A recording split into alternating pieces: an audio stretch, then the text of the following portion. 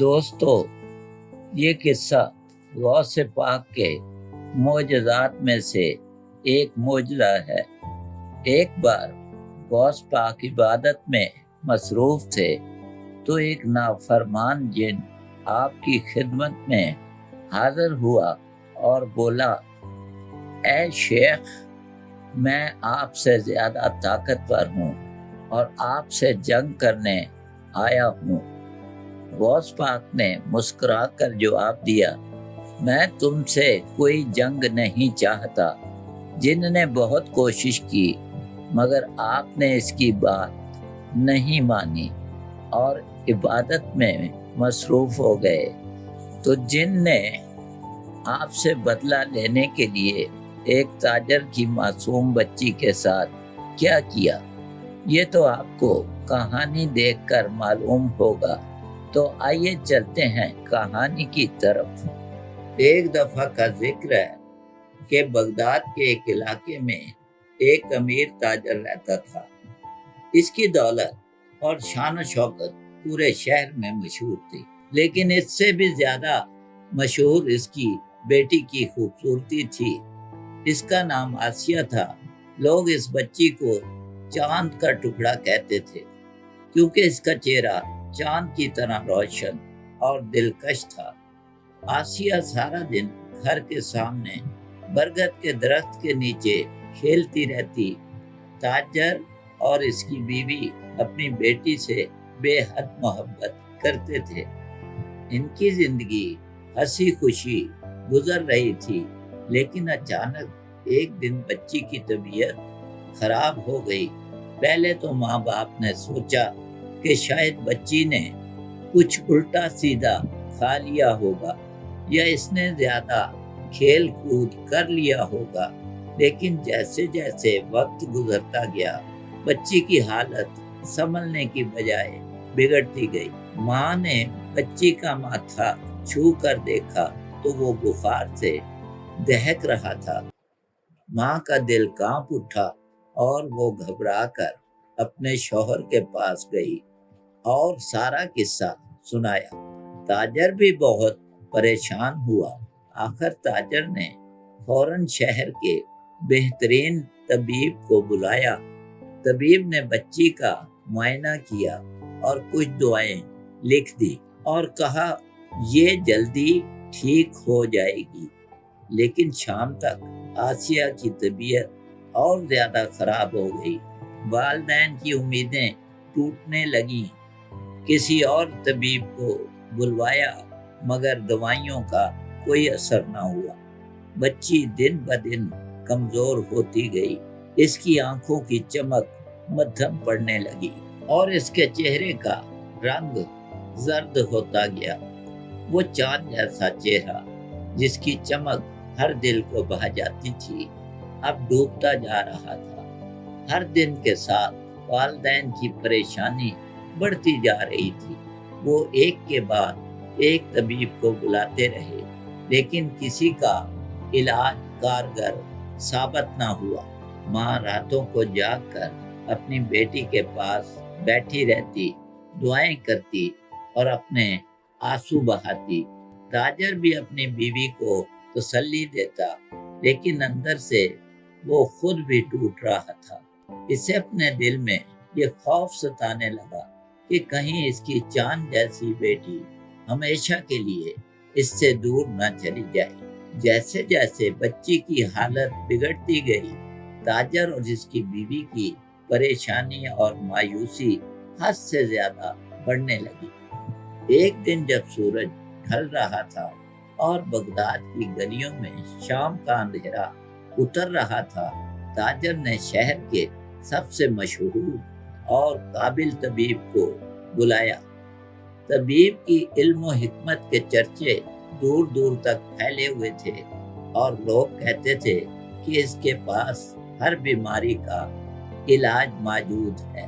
طبیب اپنے ساتھ دعائیں اور جڑی بوٹیاں لے کر آیا اور بچی کا بغور معائنہ کیا۔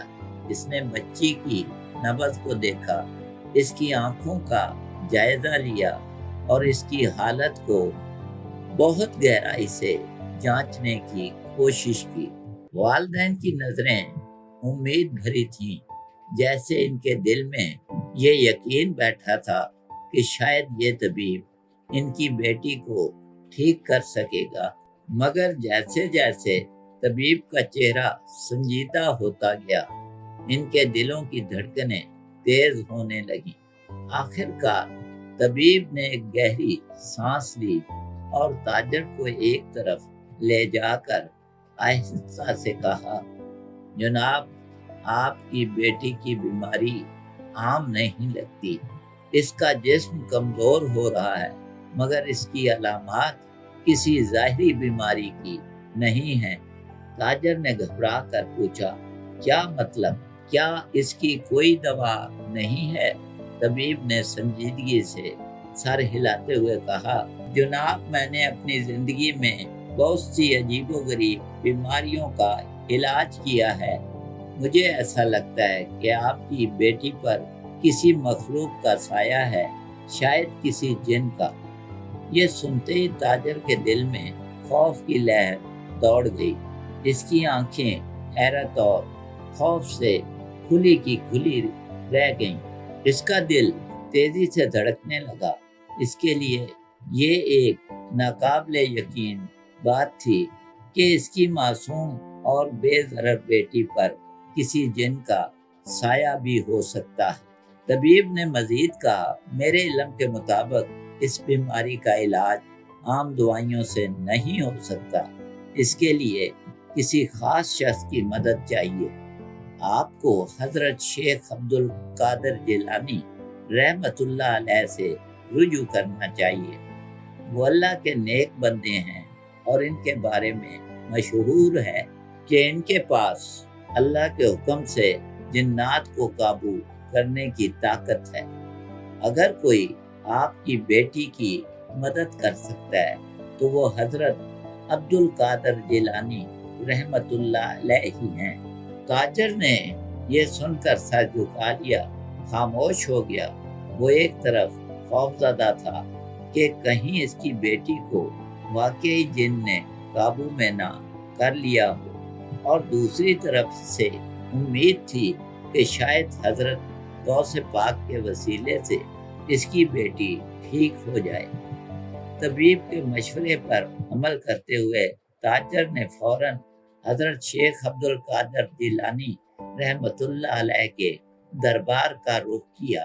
اس نے دل میں اللہ سے دعا کی کہ اس نیک بندے کے توسط سے اس کی بیٹی کو شفا عطا ہو۔ تاجر نے ساری رات پریشانی کے عالم میں سوچا اور اگلے دن تاجر اپنی بیٹی کو لے کر حضرت غوث پاک کے دربار پہنچا۔ جیسے ہی وہ وہاں پہنچا، حضرت غوث پاک ایک نورانی سکون کے ساتھ بیٹھے ہوئے تھے۔ ان کا چہرہ ایسا روشن تھا کہ دیکھنے والوں کے دل میں اللہ کی یاد تازہ ہو جاتی تھی۔ تاجر نے اپنی بیٹی کو حضرت کے سامنے بٹھایا اور اپنی دکھ بھری کہانی بیان کی کہ کس طرح سے اس کی معصوم بیٹی بیمار ہوئی، اور طبیب نے بتایا کہ اس پر جن کا سایہ ہے۔ حضرت غوث پاک نے پوری بات سننے کے بعد سکون سے آسمان کی طرف نظر اٹھائی اور دعا کے لیے ہاتھ بلند کیے۔ انہوں نے نہایت عاجزی سے اللہ سے مدد کی دعا مانگی اور پھر تاجر کو تسلی دیتے ہوئے کہا، کل اپنی بیٹی کو دوبارہ میرے پاس لے آنا۔ اللہ کی مدد سے سب کچھ ٹھیک ہو جائے گا۔ تاجر جیسے ہی آسیہ کو لے کر گھر پہنچا، اس کو ہوش آ گیا۔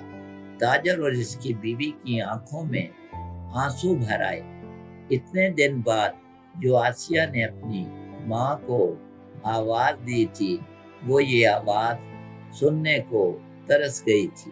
اگلے دن تاجر اپنی بیٹی کو لے کر حضرت کے دربار میں دوبارہ حاضر ہوا۔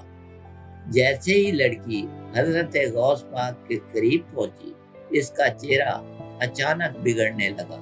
اس کی آنکھوں میں خوفناک سرخی آ گئی اور اس کی آواز گونجنے لگی۔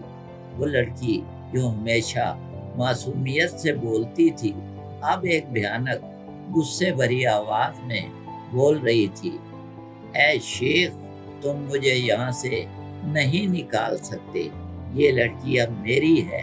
حضرت غوث پاک نے بے خوفی اور سکون کے ساتھ اس جن کی طرف دیکھا اور فرمایا، تمہیں معلوم ہے کہ میں اللہ کا بندہ ہوں اور اس لڑکی کو تکلیف دینا تمہاری سخت ترین غلطی ہے، فوراً یہاں سے نکل جاؤ ورنہ تمہیں عبرت کا نشان بنا دوں گا۔